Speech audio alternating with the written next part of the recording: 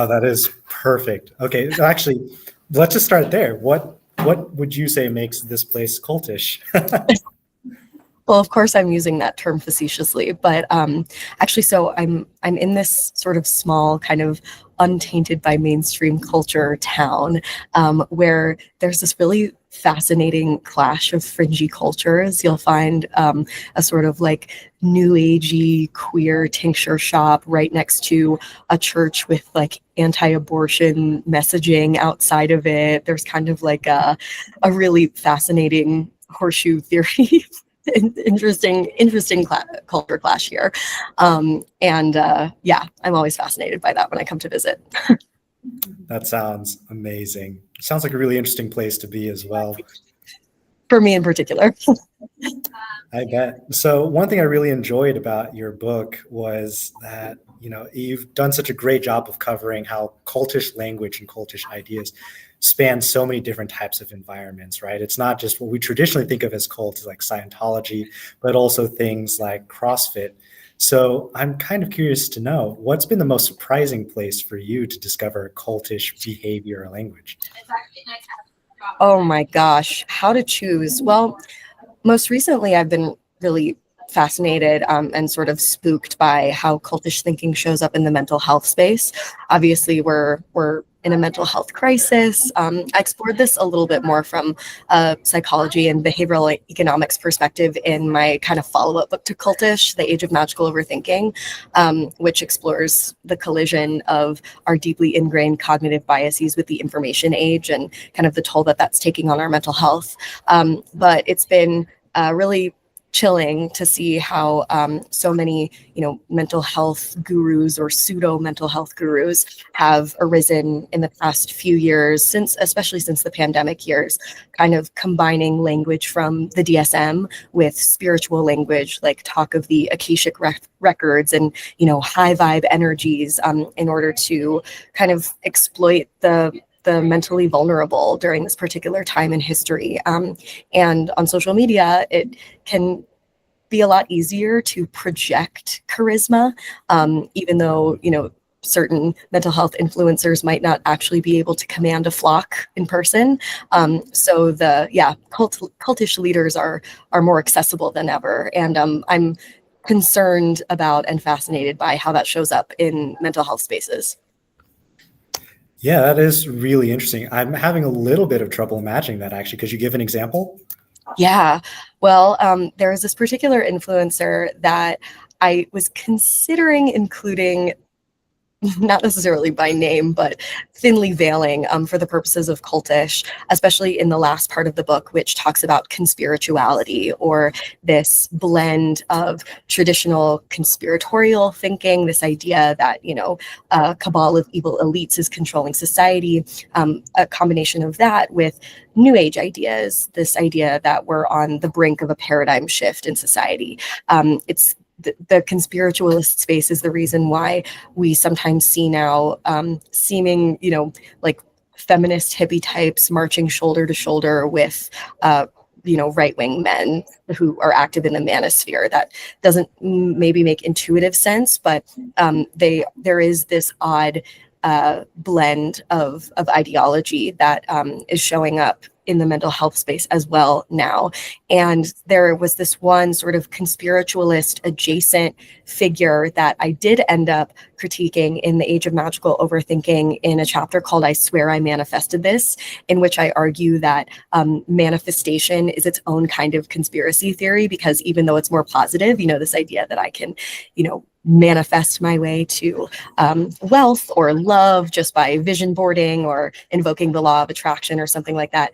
It is this same mental misattribution of cause and effect that we see in much more dangerous classic conspiratorial spaces like QAnon, or, flat earthers, Holocaust deniers, those types. So that the cognitive bias underlying that mentality is something called proportionality bias, which is this deeply ingrained fallacy in all of our minds, this misattribution of cause and effect that we all engage in, that tells us that the bigger an event, the bigger an effect, or even just the bigger a feeling, the bigger the cause must have been proportionally. So the COVID pandemic could not simply have been caused by a bunch of small random misfortunes. A government must have engineered it on purpose. So there is this mental health sort of QAnon adjacent cult followed figure online that in the age of magical overthinking, I gave the name the manifestation doctor. She doesn't really go by that, but for litigious purposes, I had decided to obscure her name just for the sake of the argument. And, she predicates her entire platform on this bespoke form of self-healing or manifestation, and has sent a lot of her followers, not all of them, but a certain portion of them, down a much more sinister rabbit hole toward QAnon ideology, COVID denialism, that sort of thing. And she's able to rope people in using, specific, really catchy, absolutist mental health language online. Things like, really catchy phrases like, overthinking is just a form of manipulation caused by years of unresolved childhood trauma. Something like that. And it's so absolutist and it's so grabby, especially when shared in a highly legible font and beautiful colors online. And even though, I've heard from sources that this particular figure does not have a lot of innate charisma in person, online, she's able to cultivate that sort of cult following. And I'm really interested in figures like her who are actually kind of a dime a dozen. Wow, that is really interesting. Thank you for sharing that. I want to go back to something that you touched on very briefly as you were sharing that story, which is this idea that cultish language and cultish behavior can also seem to span groups that we would think of as disparate, as you gave the example, sort of like New Age people and sort of the like anti-abortion group. So can you just kind of say more about how you think that works or what that looks like? Yeah, well, it's fascinating. I mean, what you're saying is I think true in a sense, and then as our algorithmically driven society becomes more extreme and more polarized, the opposite can sort of be true as well, because a lot of phrases or buzzwords that are kind of innocuous in a vacuum end up coming across as dog whistles if you're conditioned to tune into certain things. So in conspiritualist spaces, for example, there's this phrase, do your research, which, I'm the daughter of scientists. When I hear someone encourage others to do their research, what comes to mind initially for me is, peer-reviewed studies. I gotta, log into my old JSTOR account, and read trade articles, read the news. But in these conspiritualist spaces or even QAnon spaces, do your research is this form of cultish language called the thought terminating cliche, which I can define in a second, that signals to them the desire to go down a rabbit hole, say on 4chan or another platform like that, where peer-reviewed studies are not being shared, but rather sort of, anecdotal evidence showing that vaccines cause autism, the government is engineering disease, and any number of conspiratorial ideas. But if you engage in a conversation with one of these people and they say, do your research, either you're going to hear the dog whistle or you won't. And some of the people who hear that dog whistle might be the more kind of like new agey palazzo pant wearing hippie types, and some of them might be from the manosphere, but that phrase can connect those two particular groups. That's really interesting, and I appreciate you drawing the distinction sort of between the way that these groups sort of advocate for doing your own research and these specific dog whistles, and sort of being in a more scientific environment, right, where you have this the scientific method is having a hypothesis, testing it, and accepting the results, simply as far as just maybe rejecting your hypothesis, right? And I think you're right. Like, it's been very much co-opted by certain spaces to say, like, yeah, you should go out and do your own research. And a huge part of that is having to accept the results, whatever they may be. Completely. Yeah. So I want to kind of define that phrase, thought terminating cliche, for those who aren't familiar with it, because once I discovered what this was, it kind of served as the anchor for my whole thesis about cultish language. So this phrase, thought terminating cliche, was coined in the early 1960s by a psychiatrist named Robert J. Lifton, and it describes a sort of zingy stock expression that's easy to memorize, easy to repeat, and aimed at shutting down independent thinking or questioning. So if you're a member of a group or even just an online community, you never meet these people in real life, and something that this group is putting forth kind of rubs you the wrong way, sort of incites a bit of cognitive dissonance, and you want to express a question about it, or even, strong pushback. They might meet you with a phrase like, oh, you just need to do your research, or you need to trust the process, or it's all in God's plan.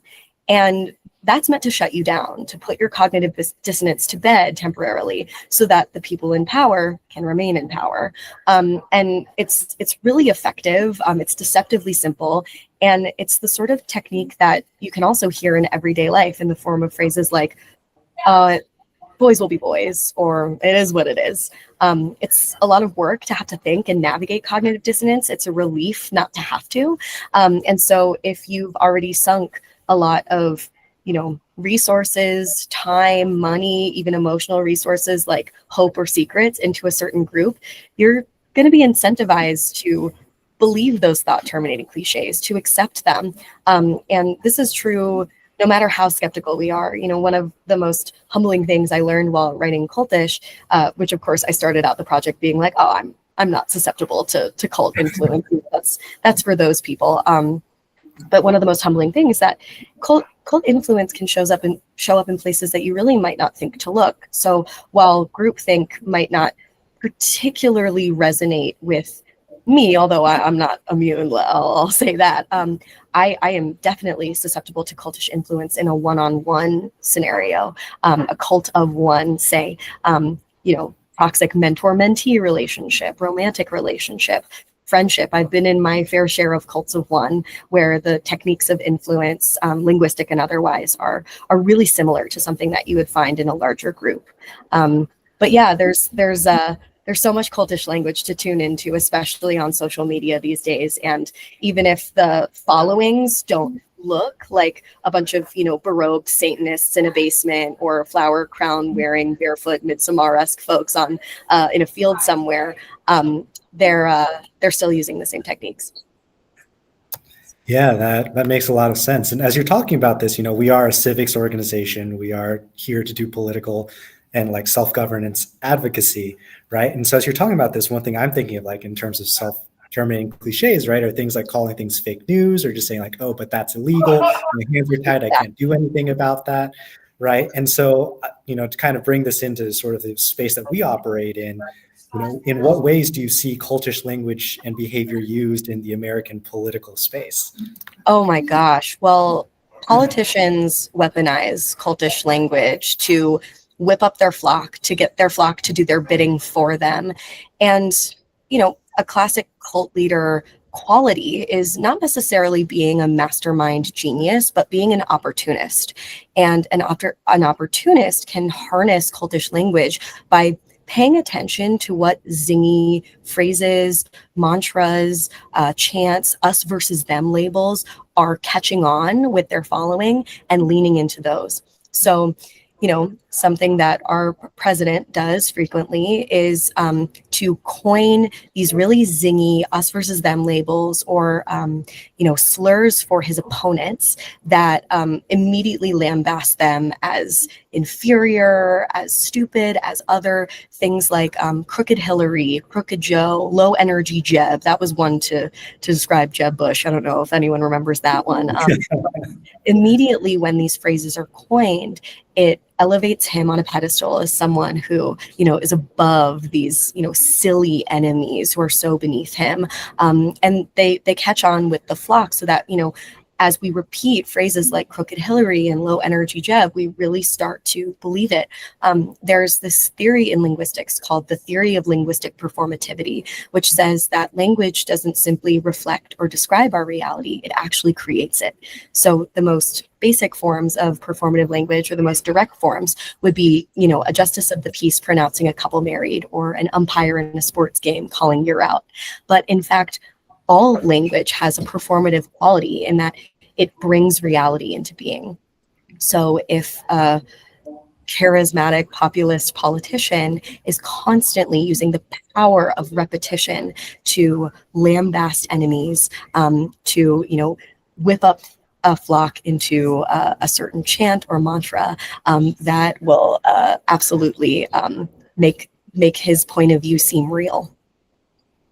Right. And not only make it seem real, but also almost entirely exclude the other points of view, right? To the point where they're no longer acceptable or not mutually compatible in some way. 100%. And even if the politician himself doesn't coin a phrase, if it's coined among the flock in a grassroots way, if they're smart, they'll take advantage of it. So, I mean, so often in Instagram comment sections, that's my particular social media cult of choice. I'll see these battles of wits, but really battles of buzzwords and thought terminating cliches, things like, oh, well, that's just whataboutism, things like that. Or like, oh, you're both sidesing it. There are all these like buzzwords and phrases that prevent actual discourse from carrying on because, certain people in power have conditioned their followers to use those phrases as a way to shut down conversation so that they don't have to admit that part of their thinking might actually be flawed. And we don't want to give ammunition to our perceived enemies. So we're deeply incentivized to discredit others with those types of phrases. And, not everyone is going to be able to stomach getting into a more measured battle of wits in Instagram comments. And I'm not even sure that that's effective or a good use of time. But certainly, empowering social media overlords by getting into battles of buzzwords in social media comments is a use of cultish language that I'm seeing now more than ever. Yeah, now that you mentioned, I do see that a lot as well. And as an organization, a lot of what we try to do is we try to teach people civics, empower them so they can self-govern, advocate for the things that they want, and having these self-terminating cliches that make it so that you almost feel like, nothing can be done or things have to be the way that they are, right, really makes that work difficult. It really does. And something that I have tried to take upon myself, having had the privilege of writing these books and being able to talk to scholars from linguists to folklorists to psychologists to behavioral economists, is to, start with being a little more skeptical of myself and compassionate toward others' irrationalities, and being able to clock cultish language in everyday life. I mean, it's annoying because I'm always pointing it out to my friends, but I'm also pointing it out in myself, and it helps me understand perceived opponents better, because where I would have once just thought of them as evil or stupid, I now understand, oh, you're under the influence of loaded language, us versus them labels, rousing mantras, the illusory truth effect, and how that combines with the power of processing fluency to make a turn of phrase seem accurate. Being able to clock all of these things actually helps me generate more empathy, and it makes it easier to talk to people who I really do not agree with. So that's what I can bring to the table. Not everybody can, because it's nauseating truly to sometimes to have to talk to people who, are endangering your rights, or who are, just simply not willing to perceive your humanity. But that's one thing that the study of cultish language and psychology has helped me do.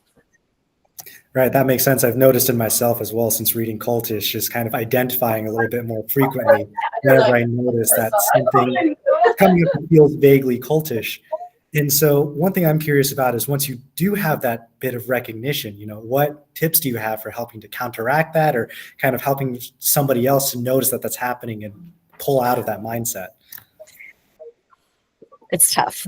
It might be easier to say what not to do before saying what to do, because saying what to do will kind of depend on your particular relationship to the person you're trying to talk to, or their background, your background. You got to kind of read the room there.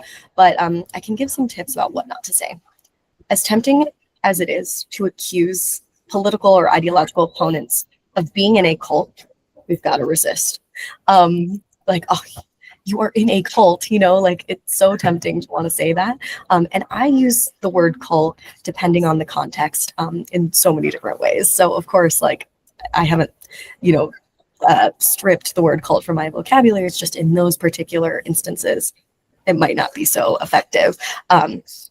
Same thing with accusing people of being brainwashed. No one likes being accused of being brainwashed. It shuts down conversation. It prevents others from feeling seen or understood. And that's a really important part of discourse, of course.